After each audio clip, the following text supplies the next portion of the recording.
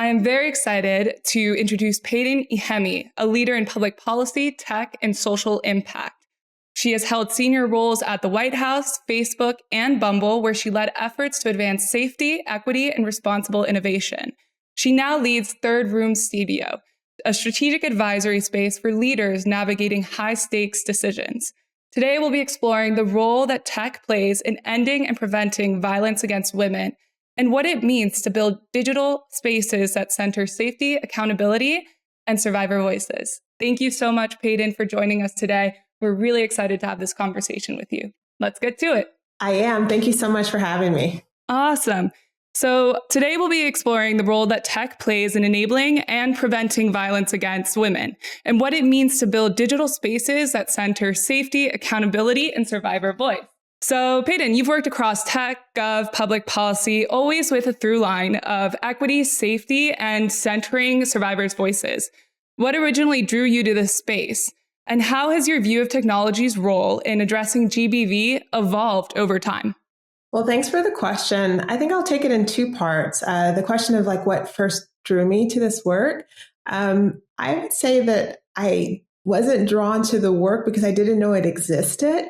I think I just kind of stumbled onto this work. I was always drawn to community work, even when I was in government, even when I was in the military. I loved working with communities. I loved working with communities around the world. And I really thought that only was, maybe through Doctors Without Borders or other similar types of nonprofits, and not just all U.S. led, many abroad. The tech aspect was something that I was part of that first group of people that joined, I think, after the engineers joined, where you start to try to play with the technology and see how it could be helpful in that impact work. And so, again, it was by accident that I was drawn into this work. It didn't exist at the time, but was, great benefit to be one of those first people who are trying to figure out how can this work impact communities and hopefully better the communities. How can technology, as the term used to be, technology for good, before it took on other descriptions.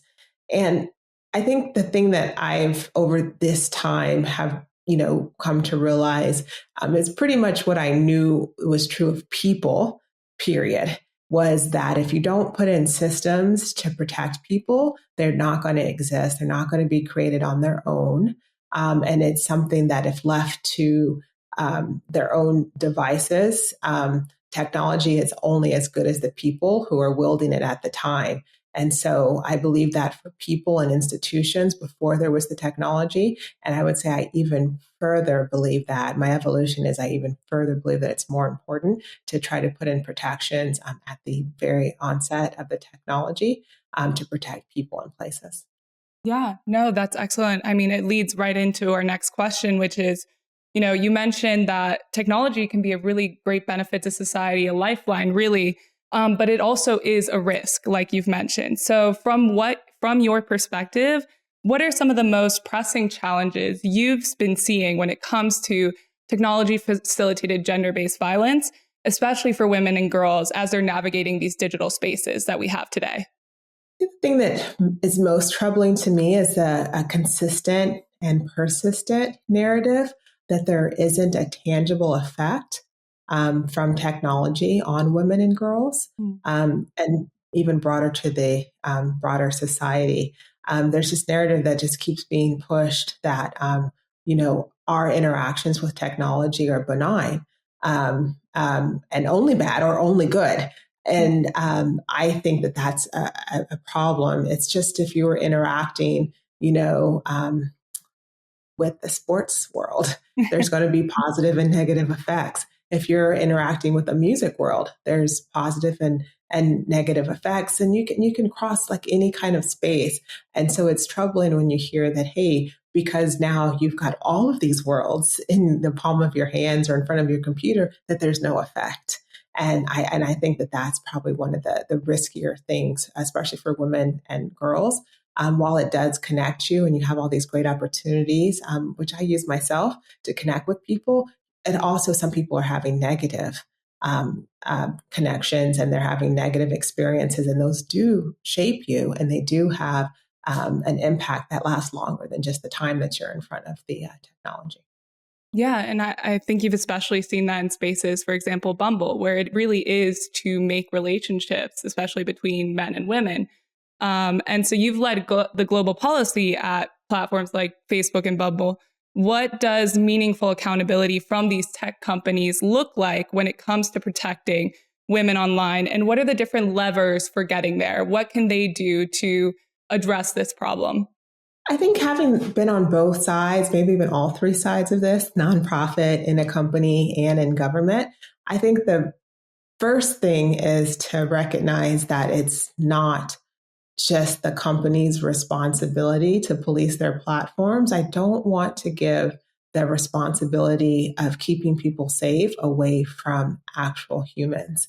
And that means citizens, that means politicians, that means community leaders, that means activists. Like, I really want to have that grounded, that protecting people is really people's job, Yeah. first of all. Right. And Mhm. companies are an extension of that. They're not a replacement for that. So that accountability, leaders have to hold people accountable. Moms, dads, siblings have to hold people accountable for things that are happening in their community. And tech companies are included in that, but so are politicians, so are activists. So important to remember that we need to police ourselves, right? What's showing up offline is similar things that are online. So we have to police ourselves. We have to hold ourselves accountable and other people.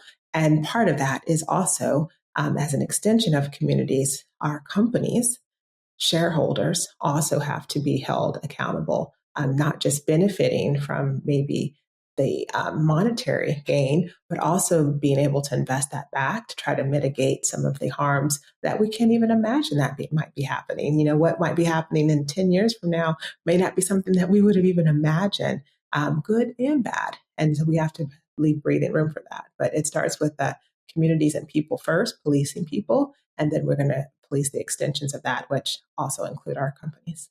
Yeah, it comes back to some of what some of our other guests have been saying. It's like something we have to work towards together. We all have a role in this. And I guess one of the questions I have is, what is a good example of, public institutions, leaders, companies that you've seen that are actually centering the survivors and hopefully with the through line of creating a safer and more inclusive online environment? Are there any examples you've seen that we can emulate for future strategies or anything like that?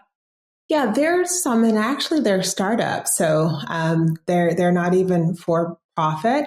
I won't mention any names here to put anyone on the spot, but I've come across many women, actually, a group of women in Japan, a group of women in Korea, some in Brazil, and some places in Africa, where they're using technology in this way that you wouldn't really necessarily think that it needed to be used, but they're using it basically to help police the streets, to be able to report when there's a rape, to be able to report when there's people who are being accosted, hot zones, unsafe zones, areas that people have been harassed or attacked. And I thought that was such a neat, innovative use of technology to be able to communicate to each other, among each other, to protect each other. And that was something that wasn't for profit. That wasn't, just keeping eyes glued on a screen, but that was something like really created by the community for the community, but leveraging technology. And I really love that. And I'm inspired by that every time I see that around the globe. Yeah, that is incredible. I'm going to have to do more research into them. That sounds like something that could be used in a lot of places around the world. So Payton, we have, one last question here. Thank you so much for joining us. I guess all of our viewers want to know, so what gives you hope as you look ahead? So what's the one message you would want our viewers today to take away with on what we can do to prevent tech-facilitated gender-based violence? I think the thing that I would pull away or have people pull away is that no one's coming to save you. That's a little draconian, it's a little dark, but it's just something I live by. If you're waiting for someone to come, and pull you up or to create a system or to protect you, it's probably not going to happen, especially in the time that you're thinking. So that's my first is, and if you're looking at the world in that way, it makes you be the person who's coming up with ideas and putting them forward and trying to innovate. And something that really motivates me is this new crop of young women, actually. Um, there's so much said about, oh, this younger women, they don't do this or not doing this. I just am so encouraged by seeing them like pave their own ways, deciding what family should look like, what family is, whether it's blood or whether it's not, determining like what does a career look like, what is the path and the ups and downs of a career looks like, but also like their way of politely and not so politely challenging authority and change. There's just this big push and a new wave of that I think you hear a lot of people, maybe older people, kind of like scoffing at it, that they don't know how things work. They don't know how systems work, but it actually like makes me giggle a little bit. Like I love the instigation and I love that challenge, and it keeps me motivated. It keeps me sharp. And that's something that I look forward to seeing, like what this crop of women do and the men who support them. I've also been eagerly excited to see this new crop of men who are not behind. Like they're running shoulder to shoulder, their peer, they're pushing forward work. And they've dropped a lot of the norms. Is this feminism? Is this not feminism? They're just like, hey, this is what we do. And I love it. Just one last question there to kind of expand on that. I mean, I totally agree. It's like kind of being proactive and being the change that you want to see and like going out there and empowering yourself and other women around you to continue the work. Where would you start? Like, what are some resources that our viewers can look into, or how can they find support, any kind of groups that they could join in order to kind of band together and kind of create that safe digital space for each other? Well, I think that people should kind of start where they are. You're always looking for like a group online. You're always just looking for something that already existed. But I think just starting where you are is a good place. And so it might be not a group. It might be just like one person that you're like, hey, we can have this conversation, and you just test the conversation with them. And that group might grow to 2 or 3. And then maybe it turns into a group, but maybe it doesn't. Maybe you take those people and you join a different group. But I just want to encourage people sometimes, you are the group and you might be 3 people, you might be 30,000, but like kind of start local and having those conversations. I think that people are always looking for something more formal, with roles that's more formalized. I think that maybe that is where the answer is.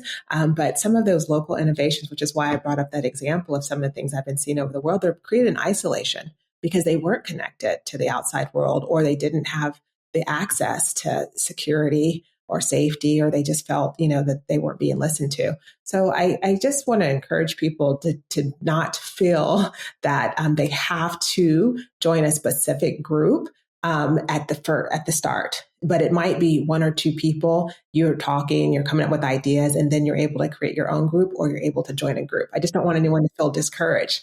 So I actually think just starting where you are locally is the best.